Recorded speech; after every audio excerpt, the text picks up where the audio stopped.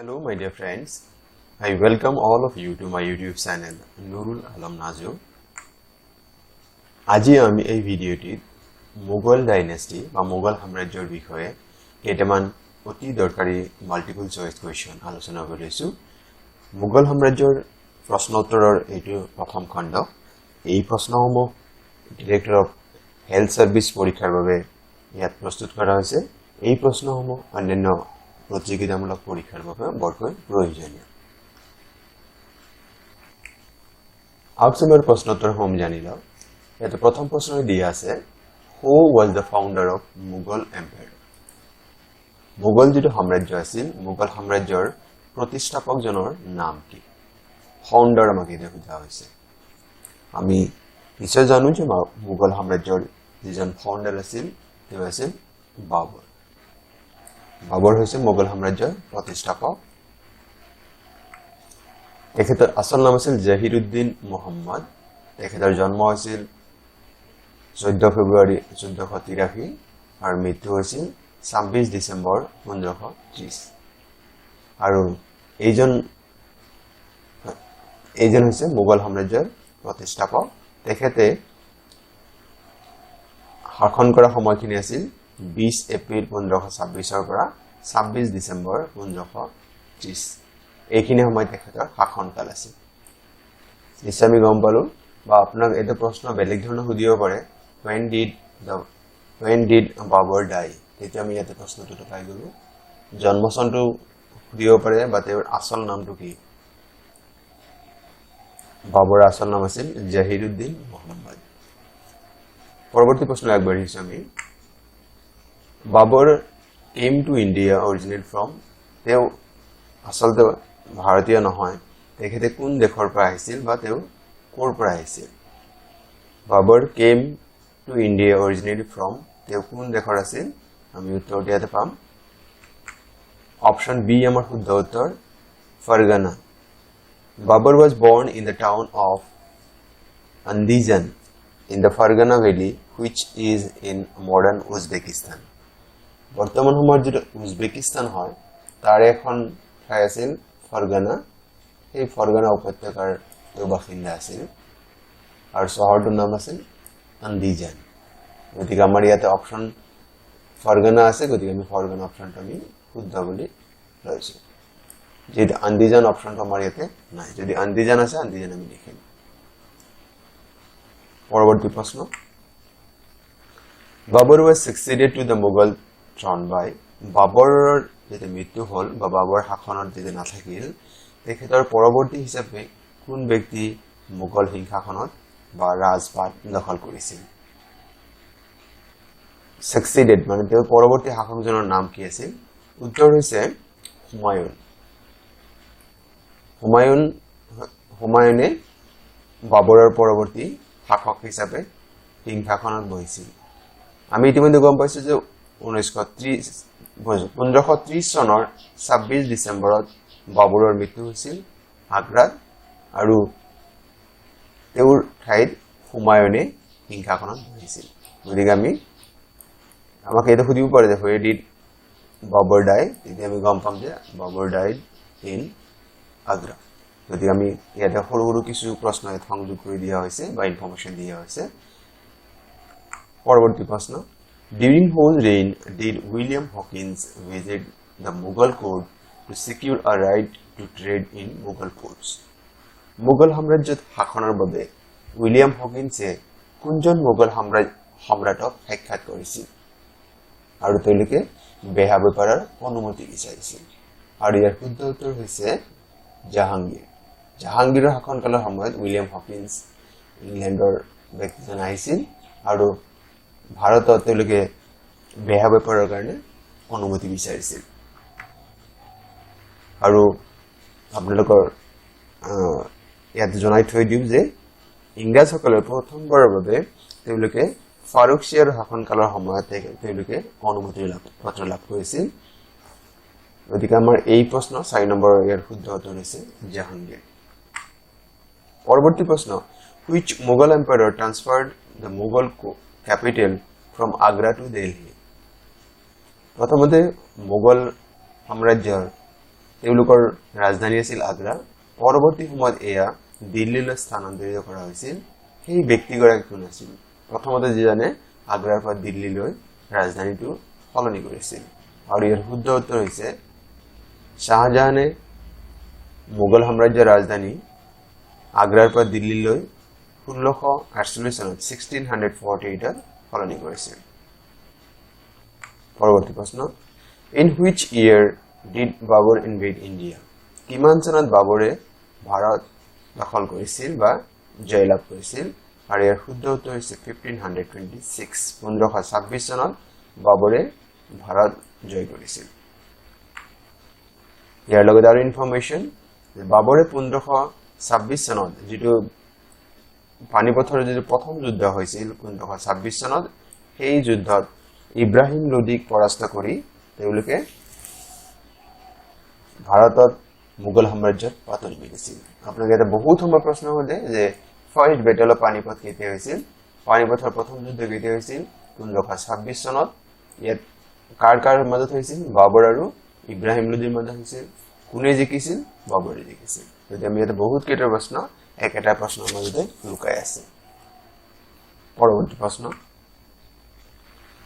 which of the following forts was not built by Akbar ইয়াত যিখিনি আমাৰ option দিয়া আছে এই অপচন বিলাকৰ মাজত এটা ফৰ্ট দুৰ্গ আকবৰে সজোৱা নাছিল আৰু হেতু কোনটো ইয়াৰ শুদ্ধ উত্তৰটি হৈছে Gwalior Fort option number D Gwalior ফৰ্টটো আকবৰে সজোৱা নাছিল এই ফৰ্টটো Gwalior Fort was built by Raja Man Singh Tomar in 8th century অষ্টম শতিকাত ৰাজা মান সিং তোমাৰে সজাইছিল গোৱালিয়ৰ ফৰ্ট দিগা আমাৰ বাকি তিনিটা Allahabad fort Agra fort and Lahore fort এইকেইটা আকবৰে সজোৱা হয় পৰৱৰ্তী প্ৰশ্ন which of the following was the biographer of Akbar আকবৰৰ জীৱনীকাৰ কোন আছিল আকবৰৰ জীৱনী কোনে লিখিছিল আৰু ইয়াৰ শুদ্ধ উত্তৰ আমি জানো এয়া হৈছে অপচন এ আবুল ফজল বা এই আবুল ফজল স্পেলিং টু বহুত ফজল বিশেষকে স্পেলিং টু FAZL বুলি কৰবাত আপুনি পাব পাৰে বা বহুত ঠাইত FAZAL দি আছে যেটো মই বৰ্তমান লিখি দিছো এই দুইটা শুদ্ধ আবুল ফজল গতিকে ইয়াতে চাই লওক যে আইন-ই আকবৰী দ্য কনস্টিটিউশন আকবৰ এই গ্ৰন্থখন আছিল is the third volume of Akbarnama and it was written by Abul Fazl গতিকে আপোনালোকে এই প্ৰশ্ন বহুত দৰকাৰী হয় যে আইন-ই আকবৰী কোনে লিখিছে আৰু এইটো আচলতে কাৰ বায়োগ্ৰাফি হয় গতিকে ইয়াতে ক্লু এটা লুকাই আছে আকবৰনামা গতিকে আকবৰৰ জীৱনী হয় বা দ্য কনস্টিটিউশন আইন-ই আকবৰী অৰ্থ হৈছে দ্য কনস্টিটিউশন অফ আকবৰ পৰৱৰ্তী প্ৰশ্ন What was the name of the residence of Mughal emperors in Delhi? দিল্লীত মোগল সাম্ৰাজ্যৰ বা মোগল সম্ৰাটসকলৰ যি বাসস্থান আছিল তাৰ নাম কি আছিল আৰু ইয়াৰ শুদ্ধ উত্তৰ হৈছে Red Fort the Red Fort Lal Qila এয়া আছিল মোগল সম্ৰাটসকলৰ বাসস্থান পৰৱৰ্তী প্ৰশ্ন Where is Akbar's tomb located? আকবৰৰ যেটো স্মৃতি হৌদ হেতু ক'ত আছে আকবৰৰ স্মৃতি হৌদ যেটো আছে হে আছে সিকান্দ্ৰা অপচন ডি আমাৰ শুদ্ধ উত্তৰ হয় এইটো আগ্ৰাত আছে and it was built by his son Jahangir in 1605 to 1613 আকবৰৰ পুত্ৰ জাহাংগীৰে 1605 পৰা 1613 চনৰ ভিতৰত সিকান্দ্ৰাত আকবৰৰ যেটো স্মৃতি হৌদ বা হেতু সজাইছিল টম্ব সজাইছিল পৰৱৰ্তী প্ৰশ্ন Whom did Akbar defeat in the second battle of Panipat in 1566 আমি প্ৰথমটো গম পালো যে 1526 ত বাবৰে ইব্ৰাহিম লোদিক পৰাস্ত কৰিছিল ফাৰ্ষ্ট বেটল অফ পানিপথত ইয়াৰ দ্বিতীয় দিছে in the second battle of Panipat আৰু হেতু হৈছিল 1556 30 years পিছত হৈছে আৰু ইয়াতে শুদ্ধ উত্তৰটো হৈছে হেমু বিক্ৰমাদিত্য হেমু বিক্রমাদিত্যক পরাস্ত করেছিল আকবরে দ্বিতীয় পানিপথর যুদ্ধ পরবর্তী প্রশ্ন The original name of Tansen, the greatest musician of the court of Akbar was আমি অকল তানসেন বলে আমি গম পাও কিন্তু এইটো আসলে তেওঁৰ মানে জনপ্ৰিয় নাম হে কিন্তু তেওঁৰ আসল নামটো বেলেগ আছিল আৰু সেই নামটো কি আছিল তেওঁ আকবৰৰ যেটো কোৰ্ট আছিল আকবৰৰ ৰাজসভাৰ আটাইতকৈ বিদ্বান আটাইতকৈ ভাল এজন মিউজিচিয়ান আছিল তেওঁৰ আসল নাম হৈছে ৰামাতানু পাণ্ডে ৰামাতানু পাণ্ডে হৈছে তানসেনৰ আসল নাম এইটো বহুত দৰকাৰী প্ৰশ্ন আপোনালোকে কাইন্ডলি নোট ডাউন কৰি ল'ব পৰৱৰ্তী প্ৰশ্ন বাবৰ's অটোবায়োগ্ৰাফি বাবৰৰ যেটো আত্মজীৱনী হেতু কোৱা হয় Tazk-e-Babri বা বাবৰনামা it was written in which language বাবৰৰ যেটো অটোবায়োগ্ৰাফি আছিল এয়া কি ভাষাত লিখা আছিল আমাক বিকল্প দি আছিল আৰবিক পাৰ্চিয়ান তুৰ্কিশ এণ্ড উৰ্দু আৰু এৰ শুদ্ধ উত্তৰ হৈছে তুৰ্কিশ ল্যাঙ্গুয়েজ তুৰ্কি ভাষাত লিখা আছিল পৰৱৰ্তী প্ৰশ্ন জিজিয়া কর বা জিজিয়া কর জিজিয়া ট্যাক্স বা জিজিয়া কর was abolished by Mughal ruler কোনজন মুঘল শাসকে জিজিয়া কর বন্ধ কৰি দিছিল আৰু এৰ শুদ্ধ উত্তৰ হৈছে এম্পায়াৰ আকবৰে জিজিয়া কৰটো বন্ধ কৰিছিল Jizya was abolished by third Mughal Emperor Akbar in the year 1564 and it is finally abolished in the year 1579 1579 completely বন্ধ কৰি দিয়া আছিল and এই প্ৰথমবাৰৰ কাৰণে বন্ধ কৰিছিল এটো সম্ৰাট আকবৰ তৃতীয় মুঘল সম্ৰাট আকবৰ পৰৱৰ্তী প্ৰশ্ন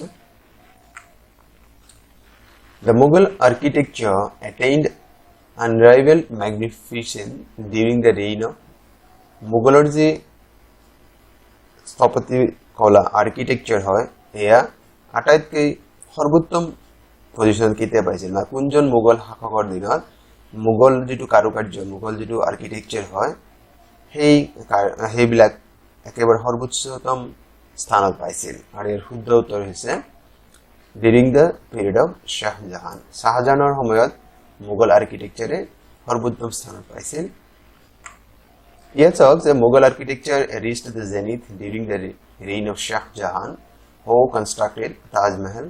Taj Mahal ho jaisil, Jama Masjid, Delhi Jama Masjid ho jaisil, Lal Killa ho jaisil, aru Lahore obostito Shalimar Garden. Eikita kune ho jaisil Hamrat Shah Jahan. Poroborti proshno of the so-called 9 gems of the court of Akbar, the one who was a reputed poet of Hindi was আকবৰৰ যি নৱৰত্ন আছিল 9 James আছিল আকবৰৰ ৰাজসভাৰ তাৰ এজন কি আছিল হিন্দী ভাষাৰ হিন্দী কবি আছিল আৰু তেওঁ কোন আছিল আৰু তেওঁৰ নাম হৈছে আব্দুৰ ৰহিম খান ই খানা অপশন সি আমাৰ এইটো শুদ্ধ উত্তৰ আমি এইটো নাম দিয়া আছে ইয়াৰ নামত বেলেগ এটা জনপ্ৰিয় নাম আছে চাইলা বাৰু ইনফৰমেশন খিনি আব্দুর রহিম খান ই খানা বা খানজাদা মির্জা খান আব্দুর রহিম খান ই খানা ইমান এইটো আসলে দীঘলীয়া নাম হয় তেখেতৰ জন্ম হৈছিল 1556 আৰু মৃত্যু হৈছিল 1627 তেওঁ হৈছে বাবা ৰহিম নামেৰে বেছিকৈ জনপ্ৰিয় he was a poet who lived during the rule of Mughal Emperor Akbar আকবৰৰ যে শাসন কৰিছিল সেই সময়ত আছিল he was one of the 9 important ministers in the Dewan in his court and also known as Navaratnas. এই নজনক কি বুলি কয় নবৰত্ন গতি তেওঁৰ সুধিব পাৰে যে তেওঁ he was popularly known as বাবা ৰহিম আৰু এনে খানজাদা বুলি কোৱা হয় খানজাদা মিৰ্জা খান আব্দুল ৰহিম খান ই খানা পৰৱৰ্তী প্ৰশ্ন The only Hindu courtier of Akbar who accepted Din-e-Ilahi was আকবৰৰ ৰাজসভাৰ কোনজন হিন্দু ব্যক্তিয়ে আকবৰৰ যেটো ধৰ্ম দিন-ই-ইলাহি আপোনাক সুধিব পাৰে যে দিন-ই-ইলাহি কোনে প্ৰচাৰ কৰিছিল বা কোনে আৰম্ভ কৰিছিল এই আকবৰৰ যেটো ধৰ্ম আছিল নতুনকৈ প্ৰৱৰ্তন কৰা ধৰ্ম দিন-ই-ইলাহি এই ধৰ্ম কোনজন হিন্দু ৰাজসভাতে গ্ৰহণ কৰিছিল বা মানি লৈছিল আৰু এৰ শুদ্ধ উত্তৰ হৈছে Birbal Birbal was the only Hindu to adopt Din-e-Ilahi, the religion founded by Akbar. আপনার প্রশ্ন দিয়ে who founded the religion Din-e-Ilahi? এই Din-e-Ilahi কোনে আরম্ভ করেছিল, ফাউন্ড করেছিল? এটা হচ্ছে আকবর। আৰু বীৰবল হৈছে একমাত্ৰ হিন্দু সভাসদ আকবৰৰ সেই 9 জেমছৰ মাজত যিজনে দিন-ই-ইলাহি গ্ৰহণ কৰিছিল। পৰৱৰ্তী প্ৰশ্ন, দ্য টম্ব অফ বাবৰ, বাবৰৰ যিটো স্মৃতি হ্ৰদ সেইটো ক'ত আছে? আৰু ইয়াৰ শুদ্ধ উত্তৰ হৈছে কাবুল। পৰৱৰ্তী প্ৰশ্ন, who was the last Mughal empire? আৰু ইয়াৰ শুদ্ধ উত্তৰ হৈছে বাহাদুৰ শাহ জাফৰ II। Question number 20 আৰু আজিৰ ভিডিঅ'ৰ লাষ্ট প্ৰশ্ন, who was the chief architect of the Taj Mahal?